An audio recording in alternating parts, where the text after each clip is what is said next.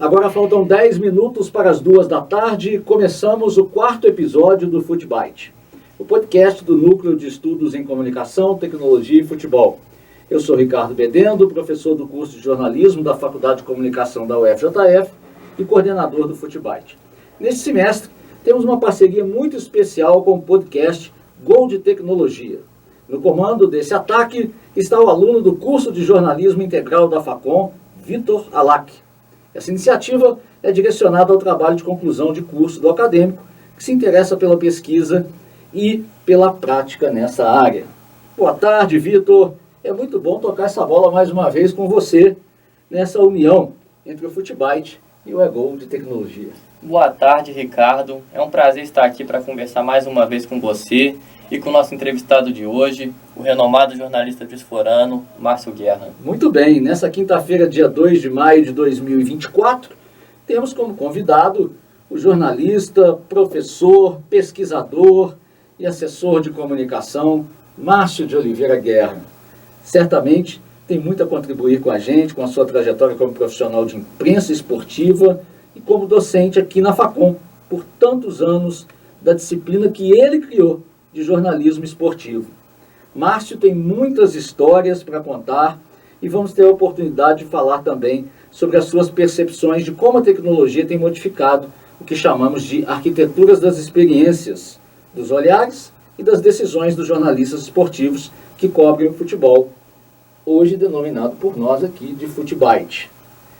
Aqui no estúdio da Rádio Facom, o nosso apito inicial ilustra para os nossos convidados que a intenção do nome FootBite é demarcar uma época na qual os bytes da bola e as tecnologias do meio de comunicação, dos meios de comunicação, interferem e alteram profundamente a dinâmica do jogo e de todos os personagens.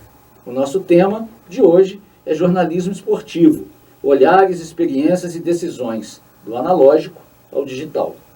Conversar com jornalistas esportivos é fundamental para compreendermos como as suas arquiteturas foram sendo modificadas ao longo dos anos de profissão, com a digitalização dos meios de comunicação.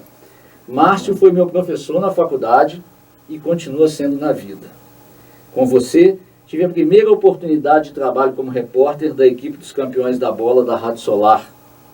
E depois, compartilhamos juntos muitos outros trabalhos, como professores e assessores de comunicação na nossa querida UFJF. Antes de tocar essa bola para você, Márcio, vamos relembrar alguns momentos da sua trajetória aqui no nosso podcast. Abrimos os microfones então, não é isso, Victor? Para o Márcio. Então, boa tarde, obrigado pela presença, Márcio. Boa tarde, Ricardo, boa tarde, Vitor, boa tarde a todos os ouvintes e telespectadores, né? Já que a tecnologia já permite isso também, é uma novidade. Eu acrescentaria ao currículo, né, da nossa convivência que nós já fizemos vários trabalhos de assessoria, fui seu professor, colega de faculdade, né, no magistério e, acima de tudo, amigos da vida, né? Com certeza. Que é a primeira característica que eu acho que é importante. Ô, Ricardo, acho que você seria perder muito tempo falando da carreira. É uma longa história, hein, Márcio? Mas é uma carreira que começa... outro dia eu estava contando para alguns estagiários que eu chegava a ouvir 4 rádios ao mesmo tempo, 4 jogos ao mesmo tempo na minha casa. Sentado no chão, 4 cadeiras, 4 rádios, um transmitindo o jogo do Rio Grande do Sul ou do Paraná, que eu revezava, uma emissora de São Paulo, uma emissora do Rio e uma de Minas Gerais. E muitas vezes eu ia mudando, uma hora estava na Itatiaia, outra estava na Rádio Guarani, na Rádio Bandeirantes, na Rádio Globo de São Paulo, na Rádio Globo, na Tupi, na Rádio Nacional e assim por diante. Então, ali eu aprendi a ter uma paixão muito grande pelo jornalismo esportivo. O rádio, indiscutivelmente, foi e será um grande veículo para a transmissão do esporte. E ali começou a minha paixão, e depois veio faculdade, veio magistério, e a vida toda trabalhando muito próximo, e hoje como mais mero espectador e crítico do que está acontecendo, especialmente muito angustiado com o jornalismo esportivo. Victor, passar o microfone para você tocar então essa bola com o professor Márcio. Valeu, Ricardo, muito obrigado. Então, Márcio, Você começou a trabalhar, como você mesmo falou, há muito tempo já, com os meios analógicos de comunicação, principalmente nas coberturas de futebol. Como era informar, opinar quando não tinha tanta tecnologia? A gente não tinha tantos replays, não tinham vários ângulos. É uma situação muito complicada, sabe, Vitor? E muito difícil de você, da sua geração, entender o que é. Porque eu seria muito irresponsável se eu dissesse que a tecnologia não trouxe benefícios. Claro que trouxe, né?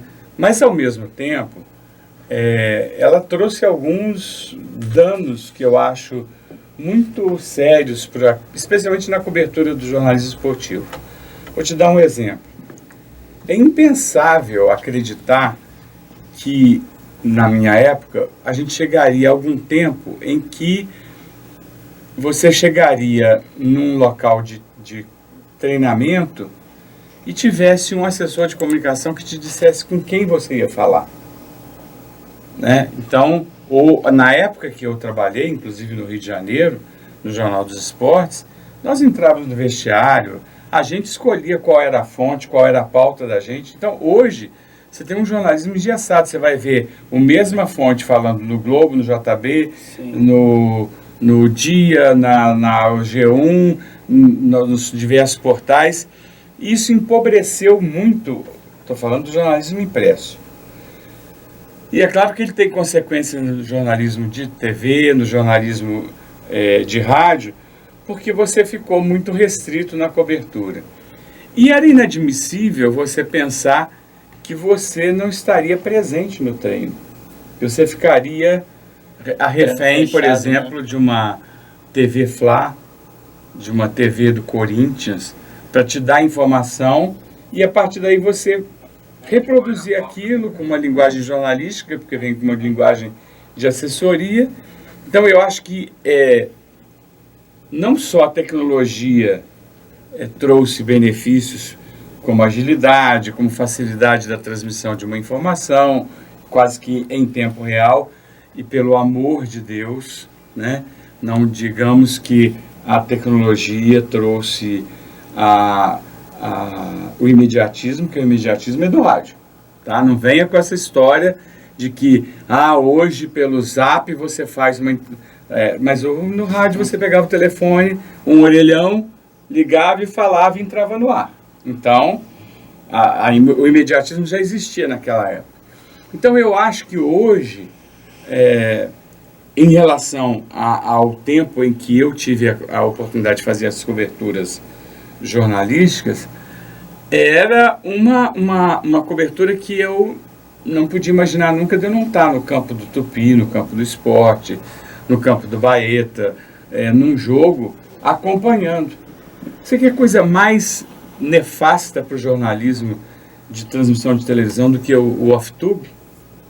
O narrador, o comentarista e raramente um repórter está lá no estádio transmitindo o que o cinegrafista está te mostrando de imagem. E o resto? E o resto? Eu, quando trabalhava na transmissão... repórter de campo, né? Isso que você sente falta. Não é só isso. O narrador muitas vezes estava narrando e ele não estava narrando o que ele estava vendo só ali pela uma tela. Ele estava vendo o estádio todo. Ele via quando começava uma briga, ele via quando ia ter uma alteração. Então, a reação da torcida, às vezes o escondendo a bola. Isso interferia, inclusive, no próprio jeito de narrar. Então, eu acho que a tecnologia trouxe coisas boas. Beleza, trouxe sim. Mas eu acho que em termos de informação, para quem está em casa, para quem está ouvindo, quem está vendo, quem está lendo, ela trouxe um prejuízo muito grande. Sim. Você falou sobre isso, sobre entrevista no vestiário, que antigamente era mais livre. Eu lembro que a gente vê vídeos até hoje em dia do Roberto Dinamite, do Zico, dando entrevista ali no vestiário de toalha, sem camisa, coisa que hoje em dia é impensável, não existe mais. Peladão também, todo mundo circulava pelado, com toalha, com tudo, e os jornalistas trabalhando, inclusive...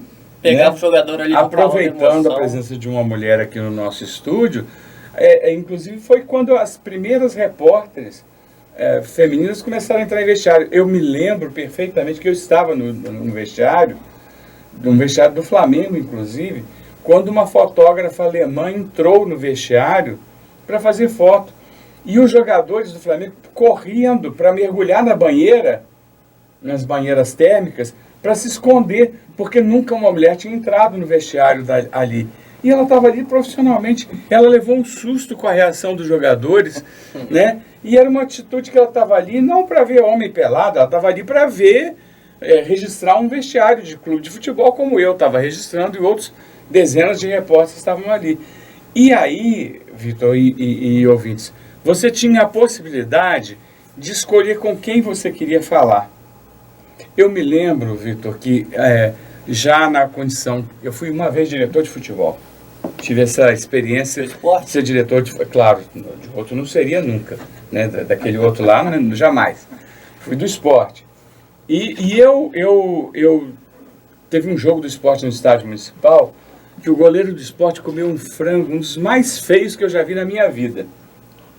E aí eu sabia que todos os repórteres que iam cobrir o jogo, o vestiário depois do jogo, queriam entrevistar o goleiro. Com certeza. Né? Você também não precisa nem ser estudante de comunicação para saber, todo mundo quer ouvir o que aconteceu. Né? Por que aconteceu aquele frango? O que aconteceu e como é que está a reação do jogador? E eu pensei assim, eu sempre fiquei muito dividido, né? Tanto na assessoria, porque você pensa assim, se eu fosse jornalista, eu queria ter acesso. Então eu sempre ficava nessa dubiedade de função. E aí eu pensei assim, poxa, eu não posso impedir os jornalistas de conversar com ele. O que eu fiz? Cheguei para ele e falei, olha, você falhou, não tem problema, mas você tem que encarar a imprensa.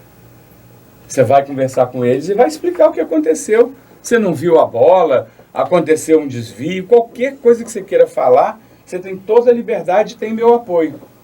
E vai falar com eles, tá bom? Aí ele falou, mas eu tô com vergonha. Eu falei, você não tem motivo de ter vergonha. Quem não falha na vida? E aí ele foi, deu a entrevista, os jornalistas ficaram satisfeitos. Mas você imagina se eu vir e falar assim, quem vai falar com vocês é o centroavante. O time perdeu de 1-0, um frango, e com isso quase que foi desclassificado do campeonato. Eu vou falar com quem no vestiário? Né? O que o ouvinte e o telespectador está esperando? A fala do goleiro. Então, hoje eu acho que isso é um empobrecimento, entendeu? E a tecnologia, ela veio para ajudar em muitas coisas. Eu vejo hoje a tecnologia presente no material esportivo, a tecnologia sendo usada no gramado, na rede, em tudo quanto é lugar tem tecnologia, né? Aí outro dia na bola. Principalmente na bola. Foi o começo do estudo do Ricardo, foi exatamente o guiso na bola, né, Ricardo? Foi exatamente isso. Para ver se a bola tinha saído, entrado ou não no gol, né? E aí, eu estava vendo outro dia um jogo, e aí o cara falou assim, mostraram a batata da perna de um jogador que tinha cortado a meia, porque a batata da perna dele ficava muito pressionada pela meia, pelo material construído da meia. Aí eu falei, mas não faz o menor sentido isso.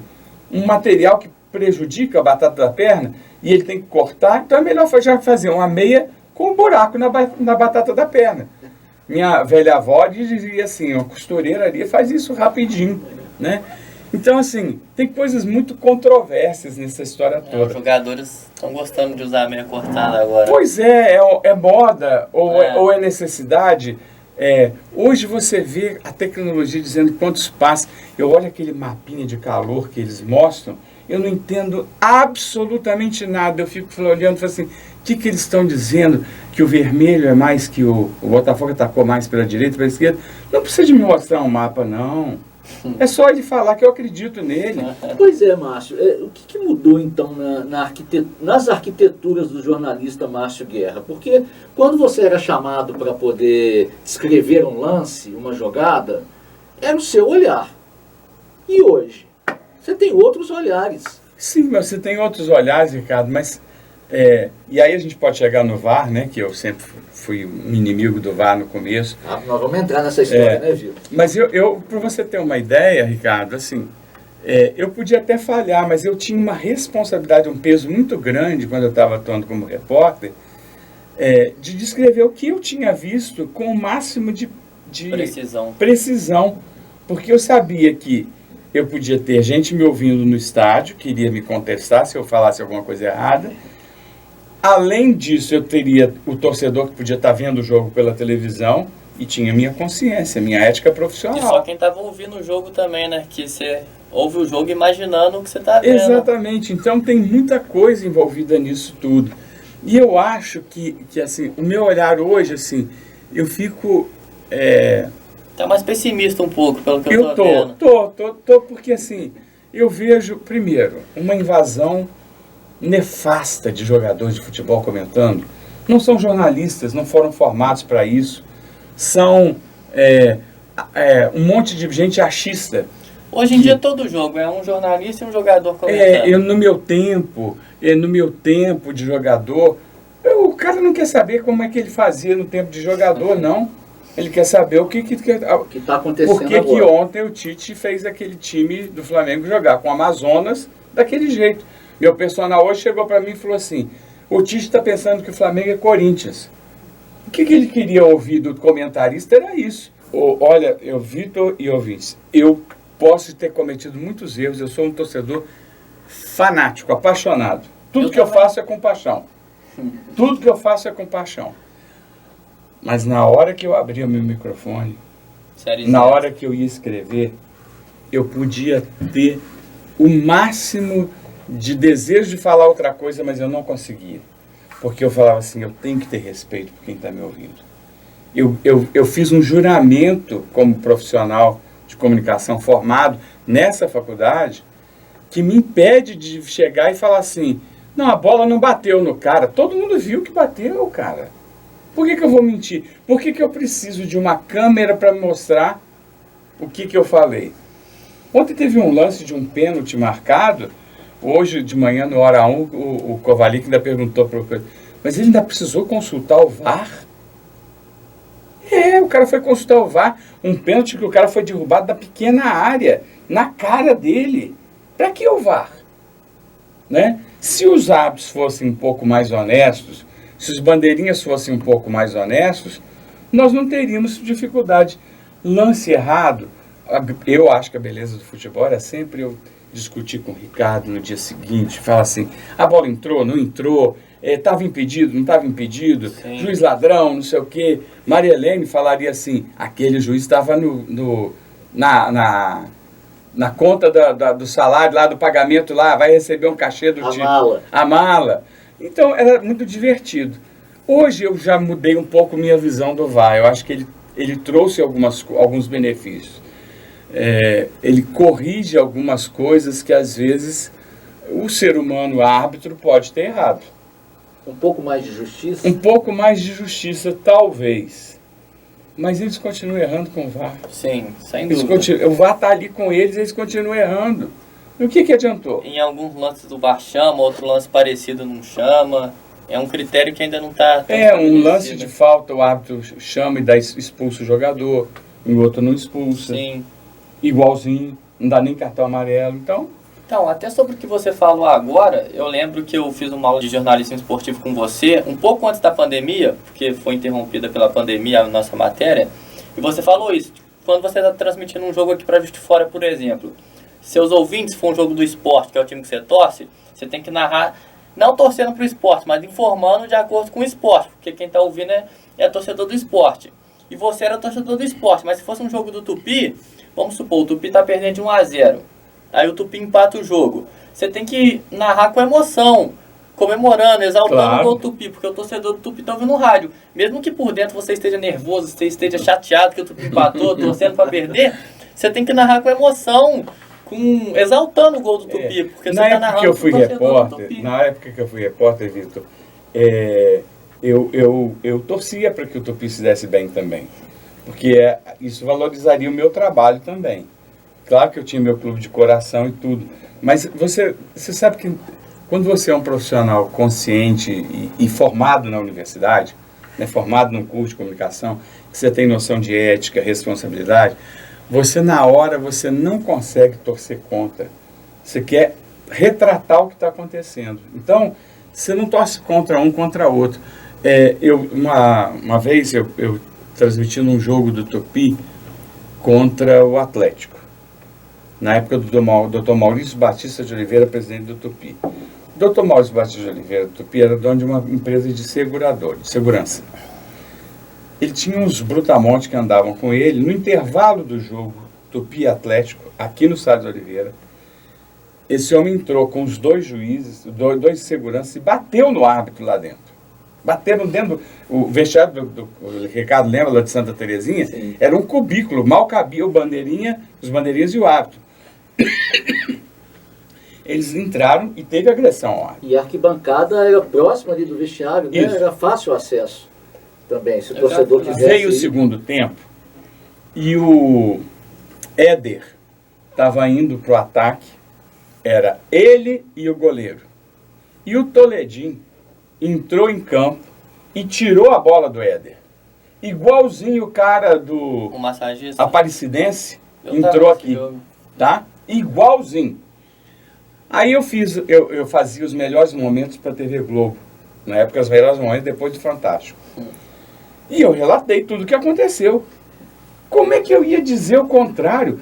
Minas Gerais inteiro viu aquele jogo pela TV Globo. Como é que eu ia falar que não teve agressão, que não teve o cara que entrou, um cara estranho entrou para tirar uma bola do Éder que impediu o gol do Atlético? Falei aquilo tudo. No dia seguinte, o Wilson Amin, falecido radialista, foi para a rádio, acabou comigo, falando que eu era contra o Tupi, que eu era isso, que era aquilo. E quarta-feira tinha jogo Cruzeiro e Tupi em Juiz de Fora de novo. E mandaram ameaça de morte para mim, que eu ia ser agredido lá. Numa época que não tinha redes sociais. Não tinha rede digitais igual hoje. social, não, isso era tudo por telefone. Então a ameaça era mais séria, né? Era, ué. E aí disseram, não manda mais para lá. E aí teve uma reunião da diretoria, vai, não vai, decidiram que eu ia. Fui morrendo de medo. Fui com tinha na época a equipe de transmissão, era o narrador, que era eu, o cinegrafista e um auxiliar. O auxiliar pegou um tripé e veio atrás de mim na entrada da imprensa lá do Salles Oliveira, com o tripé na mão, falando, se alguém chegar perto dele, eu arrebento a cabeça. Um tripé pesado, na época de coisa. E eu entrei para a cabine. No que eu entrei na cabine, eram mais ou menos umas 8.000 vozes gritando, aqui é nossa terra, fora Márcio Guerra, aqui é nossa terra. O Cruzeiro ganhou de 4-0. Cada gol do Cruzeiro, as pessoas corriam em direção à cabine, de baixo assim, e nas laterais, e ficavam me xingando de todos os nomes possíveis. Como se a culpa fosse sua. Como se a culpa fosse minha, tá? 4-0, tá? Eu narrei todos os gols do Cruzeiro do mesmo jeito que eu narraria 4 gols do Tupi, do Flamengo, de qualquer time. Tinha nossa terra. E não tinha motivo, porque eu estava com a minha consciência tranquila. E tinha gente que estava me defendendo, falando, não, ele não foi errado. Você falou que Aí você quando viu. teve esse gol do Aparecidense, né, no jogo com o Tupi, que tirou o gol lá do Tupi, aí eu vejo os meus colegas jornalistas falando assim, nunca aconteceu isso na vida, no esporte, no futebol brasileiro. Foi parar no Fantástico, foi tema de grandes reportagens e tudo. Aí eu fui obrigado a entrar no ar e falei, gente, não é verdade. Pega a imagem, por favor, do Globo Esporte, lá do jogo Tupi Atlético. Aí mais uma vez me xingaram, porque eu estava querendo defender o Aparecidense. Eu falei, eu não estou defendendo o Aparecidense, eu estou defendendo a memória do esporte. Então eu acho que essas coisas, essa coisa de você ter a noção do que é o jornalismo, quando você está com ele na veia, você quer informar, você não quer torcer, sabe? É isso.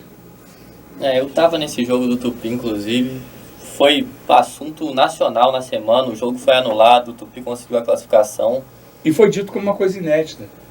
Mas pra mim até era inédito, eu fiquei sabendo. Claro, você estava vendo pela primeira vez. É. Mas a partir do momento em que você tem lá no campo pessoas que viram esse lance anterior, elas tinham a obrigação de ter dito que tinha acontecido. Aquilo ali foi até um momento de união de Juiz de Fora. O Juiz de Fora bem unida, apoiando o Tupi aquele dia. Torcedor, né? Mas é aquela história, né? O jornalista precisa pesquisar. Não, sim. Mas eu fiquei sabendo agora que isso já tinha acontecido antes. Já. E até, Márcio, até um pouco nesse assunto ainda, as redes sociais ampliaram muito os canais de comunicação, acelerando a audiência, a informação chega muito mais rápido para um número muito maior de pessoas. Eu queria que você falasse com a gente se isso trouxe uma maior responsabilidade ao jornalista esportivo, porque agora a informação dele não fica mais num núcleo estreito, ela chega para muita gente. Embora o rádio já também fizesse isso em larga escala, né, Márcio? Como você frisou na abertura. E só para emendar a pergunta, já que emendando uma na outra, Victor, você também como professor, né, da disciplina de jornalismo esportivo por tantos anos, como também formar esses novos jornalistas em meio a essas novas responsabilidades, podemos chamar assim? Eu acho que são novos desafios, Ricardo, não são responsabilidades só. Eu acho que são desafios. Eu lembro que a gente trouxe aqui, não sei se você se lembra, o comentarista, agora estou esquecendo o nome dele, que é vascaíno. O Lédio Carmona. Lédio Carmona. Lédio Carmona, a gente perguntou sobre como é que ele lidava com o WhatsApp na hora dos comentários. Ele contou pra gente que no começo ele via e ficava preocupado. Mudava às vezes o jeito de comentar. E aí ele falou assim, eu não estou sendo eu estou sendo guiado pelo que estão achando.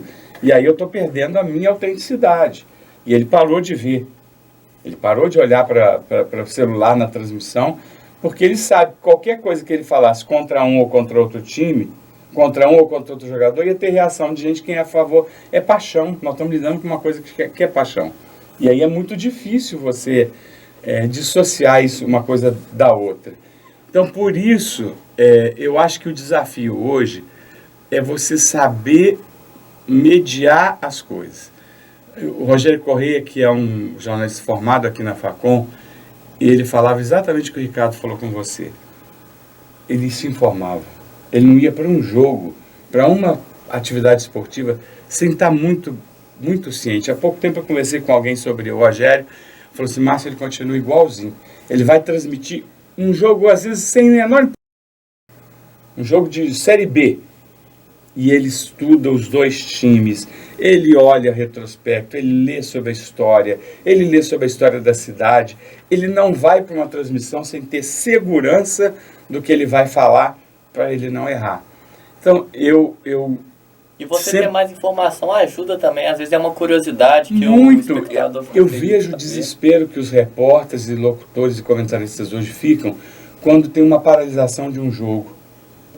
Outro dia teve uma paralisação de um jogo, eu não lembro qual campeonato. Fica sem nada para falar, né? Ficou 40 minutos, um tempão parado, e eles não tinham mais, na Bahia, eles ficaram um tempão, eles já não tinham mais o que fazer, pediam gol, falavam a mesma coisa, entrevistavam a mesma pessoa. E eu falava, gente, quanta falta de informação. Foi Bahia e Fluminense esse jogo. Isso. Então, eu acho que, assim, é muito importante mesmo que as pessoas que queiram trabalhar com a comunicação, especialmente com o esporte, tenham a tecnologia a seu favor, mas que elas não percam a essência. Eu, conversando uma vez com um médico, ele falou comigo, falando comigo da telemedicina, da cirurgia que está se fazendo hoje à distância, né? Que é fantástico. Isso, quem vai dizer que isso é ruim? Mas se ele não tiver os princípios éticos da profissão de médico, ele vai fazer lenha. Ele vai ser irresponsável em algum momento. Então eu acho, Vitor, que o principal desafio é esse. A tecnologia veio para ajudar? Veio. Mas os princípios básicos do jornalismo têm que estar acima de tudo. Sim. Então, Márcio, agora mudando um pouquinho de assunto, falando um pouquinho mais de você agora.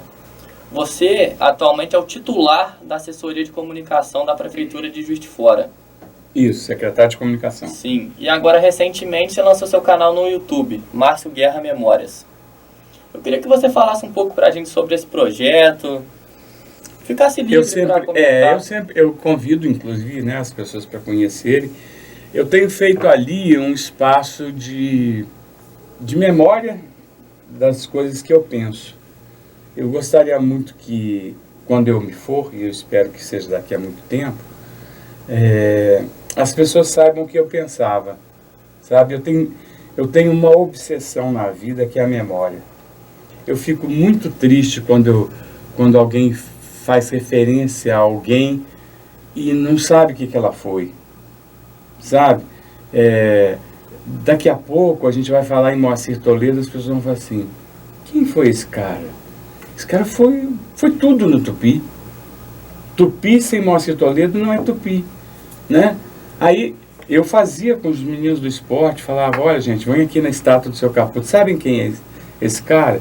Se vocês não souberem quem foi o presidente Caputo, você não pode jogar com a camisa do esporte, né? Se você não sabe quem... Hoje o Zico está aqui de fora, vai fazer uma palestra, né? Sim. Tem pessoas hoje da faixa de 10, 15 anos que não sabem quem foi o Zico. A não ser o torcedor do Flamengo, alguém que tenha um pai que seja muito fanático e tudo. Como é que você pode esquecer uma história como essa? Então eu pensei assim, além do meu acervo, que eu estou digitalizando para preservar, para ser fonte de pesquisa para vocês, para todo mundo, eu queria que as pessoas lembrassem de mim como eu sou, e não como alguém contou, só. É claro que eu fico muito feliz quando eu vejo o Ricardo falando de mim. Mas porque seu canal no YouTube vai deixar isso bem vivo. Porque eu acho que o Ricardo é uma pessoa que tem propriedade para falar de mim. Não porque é meu amigo, mas porque conhece a minha história. Sim. Né? E aí eu queria que ele contasse assim, o Márcio era uma pessoa assim, assim, assim. Se você quiser ver, vai no canal dele para você conhecer ele um pouco mais. O que ele pensa? Né? E aí eu estou fazendo de assuntos diversos. O cara que está editando meus vídeos agora, que falou que ia impulsionar, que ia fazer, estou seguindo, né? Esperando acontecer. Marcando em cima. Marcando em cima, mas meio assim. Ele falou comigo assim, você tem que ver assim, qual é o assunto que está dando mais repercussão. Eu falei, cara, eu não estou fazendo para ter seguidores, não é esse meu objetivo. Se fosse esse meu objetivo, eu ia fazer uma coisa meio divertida, comediante, palhaço. Ia falar da Madonna? Falar da Madonna, mas não é isso que eu quero falar, sabe? Eu quero falar assim, o que eu penso? O último que eu fiz foi sobre religião, né? A fé raciocinada. Eu quis chamar a atenção para um momento que a gente vive, em que eu vi um podcast recentemente de um pastor, pesquisador de comunicação, falando sobre a estrutura do poder que as religiões, algumas religiões estão fazendo para o lado da direita, especialmente nos Estados Unidos, na Alemanha e em outros lugares, em que elas usam a fé das pessoas para direcioná-las e para assumir o poder. No Brasil também. Dizendo que no caso ele fala que tem um cara que diz que Jesus não voltou para a Terra, que ainda tem demônios, que são os demônios da esquerda. Então, enquanto não eliminar os demônios da esquerda, isso é uma teoria de que os caras estão... E muita gente acredita o ódio, você vê que o ódio é uma coisa que não fazia parte da nossa vida. Quer dizer, você tinha raiva de alguém, mas o ódio de um grupo, o ódio numa família, na minha família, minha mãe era UDN, meu pai era o do getulista. Não havia essa dimensão. Não, então... Aí, hoje em dia é mais difícil pensar num aí casal. eu quis falar sobre o quanto é importante você pensar. Será que isso tem razão? Hoje eu ouvi uma música do Rodriguinho, estava ouvindo, que fala assim, Deus escolhe quem vai levar melhor. Eu falei, que Deus é esse? Que Deus é esse? Eu fico irritado quando toda vez que o Fábio vai dar entrevista, eu tiro o volume do rádio, da TV, porque eu não aguento ele falar que Deus é que deu a vitória para o Fluminense. Porque o futebol é um reflexo também. Sim. Disso. Imagina que Deus é esse que torce para o Fluminense e não torce para o Flamengo. E quando o Fluminense perde? Aí que esse Deus esqueceu do Fluminense, estava distraído. né? Não foi tão justo, né? O Fábio falhou, poxa, Deus hoje me largou. Eu não acredito nesse Deus, sinceramente. E até com tanta guerra, tanta coisa acontecendo no Claro, mundo, né? claro, e com tanta maldade, com tanta gente fazendo coisas que você não acredita. Acho que ele tem Pais outras matando preocupações além do filhos, jogo do Fluminense. avós, abandono de idosos. A gente tem tanta coisa assim. Mais importante para olhar que é o jogo do Fluminense, Deus né? tem mais trabalho, tem muito mais trabalho. Márcio, a gente está chegando quase aqui no final do nosso programa, e óbvio que eu quero acrescentar uma informação aqui.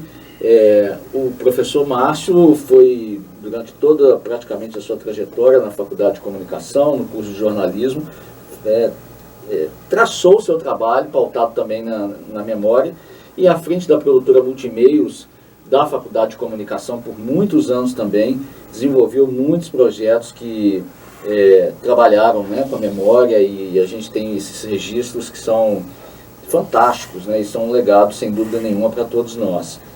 E aí, já que o papo é memória, não é isso, Vitor Alac? Com certeza. Vamos para a última pergunta? Vamos. Então, Márcio, quem são suas referências? O que fez você chegar até aqui? Quais jornalistas que você se inspirou? Vamos na sua memória afetiva, Márcio Guerra. Minha memória afetiva. No rádio, Valdir Amaral, Jorge Cury, João Saldanha, uma referência, talvez eu colocasse em primeiro lugar o João Saldanha. Aqui em Juiz de Fora, Maria Helênio, indiscutivelmente, foi uma referência. Osmar Santos, um dos maiores narradores esportivos que eu já vi no rádio. Não posso deixar de falar do Nelson Rodrigues, que em termos de texto é fantástico, e também era apaixonado, era aquela coisa de paixão. Mário Filho também foi uma referência. José Carlos Araújo? Não, José Carlos Araújo não. Sandro Moreira, também outro grande escritor. Armando Nogueira. Armando Nogueira é um poeta também das letras, né? Escrevia como poucas pessoas, também tinha um bom gosto de ser botafoguense. Como Sandro Moreira, também outro grande botafoguense. Geraldo Romualdo da Silva, que eu tive o prazer de trabalhar no Rio de Janeiro com ele, que escrevia 800 páginas 800 linhas para uma página só, e o diagramador ficava desesperado, tinha que colocar um corpo pequenininho para ninguém ler no dia seguinte. Então tem muita coisa, tem muita história. Graças a Deus eu posso dizer que essa vida me deu oportunidades muito boas de aprender muito. E continuo aprendendo. Acho que se eu pudesse deixar, e já deixando uma mensagem para todo mundo, é que nunca ache que você sabe tudo. Você está sempre aprendendo, todos os dias, com o que fazer e o que não fazer. Né? Você aprende todos os dias. Eu falei de música agora mesmo. Outro dia eu estava falando, a gente estava ouvindo umas músicas do MPB4 lá na minha casa, Maria Bethânia. E aí eu falei assim, gente, como era bom a gente ouvir rádio, né? Que tinha música boa. Outro dia eu ouvi uma música, eu guardei o refrão, tá, Ricardo? De autor, Thier. Thier. Por favor, Márcio, fique à vontade. Era um jantar à luz de velas, ela não veio e eu dei a comida para cadela. Olha, o dia que isso vira sucesso e toca numa rádio, realmente tem uma coisa errada, a gente precisa pensar. Que certamente não sou eu, mas com certeza alguém está errando nessa história. E não é Deus não, tá? E não tem VAR que corrija. Não há VAR, não há apito, não há nada. Muito bem. Professor Márcio Guerra, eu quero muito agradecer a sua presença aqui nessa parceria dos podcasts aqui do FootByte, com o podcast Gol de Tecnologia, comandado pelo Vitor Alac. Agora são 2h31. Tenho certeza que é um espaço que você se sente amplamente confortável. Rádio Facom fui eu que criei como diretor, então estou voltando aqui depois de quase 4 anos, pela primeira vez. Então, acho que é mais um registro fundamental e importante. A gente continua te acompanhando, Márcio, lá no Márcio Guerra Memórias. Isso. Com certeza. Né? E o Márcio Guerra Memória no meu canal, no meu site de memórias também, onde eu tenho fotos, vídeos, tenho muita coisa lá. e me coloco à disposição do Vitor para esse trabalho de conclusão de curso dele.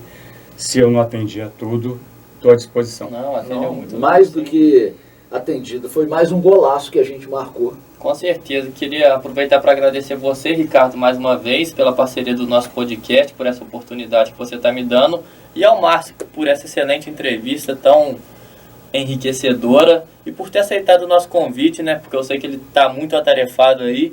Então, muito obrigado, Márcio, pela Estamos sempre à entrevista. disposição, é uma alegria estar aqui na minha casa. Muito bem, só fazer uma saudação aqui a Mariana Mirade, que em breve estará com o seu podcast aqui também com a gente, falando sobre mulheres no jornalismo esportivo. Excelente. Muito em breve. Já tivemos um programa esportivo aqui na rádio só de mulheres, você lembra? Muito bem lembrado, Márcio. Então a Mariana vai dar sequência a esse trabalho, com certeza. Seria muito legal ela entrevistar as meninas. Ótimo. Laís Duarte, Renata Capelano, todas elas estão aí na ativa. Anota a dica do professor, hein, Mariana? É isso aí. Muito bem. Então nós vamos ficando por aqui com mais esse episódio especialíssimo do FootBite em parceria com Gold Tecnologia, aqui comandado pelo Vitor Alac. Um abraço a todos, muito obrigado mais uma vez ao professor Márcio Guerra e até o próximo episódio.